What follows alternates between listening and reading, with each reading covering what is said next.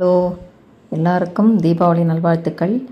இன்றைக்கி நம்ம சேனலில் குக்கிங் வீடியோவோ இல்லைன்னா கோல வீடியோவோ நான் போட போகிறதில்ல.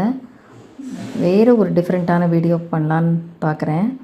இப்போது இன்றைக்கி இருக்கிற இந்த யங் ஜென்ரேஷன்லாம் நம்ம பாரம்பரியத்தை நல்லா தெரிஞ்சுக்கணுன்னு ஆசைப்பட்றா.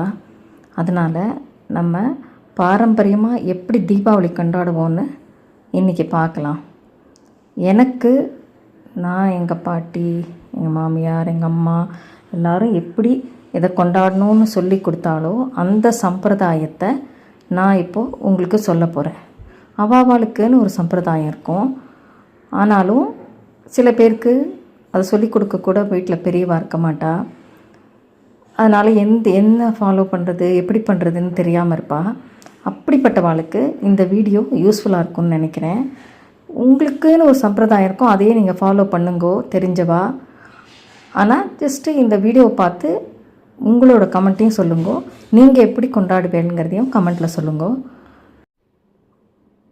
முதல்ல தீபாவளினா என்ன அர்த்தம்னு பார்க்கலாம்.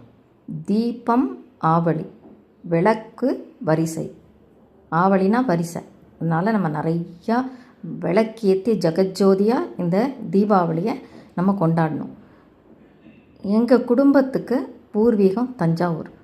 அதனால் அந்த ஊர் பாரம்பரியப்படி எங்கள் குடும்பத்தில் எப்படி கொண்டாடுவாளோ அந்த பாரம்பரியம் மாறாமல் ஒவ்வொரு சீக்வன்ஸையும் இப்போது நான் உங்களுக்கு சொல்ல போகிறேன்.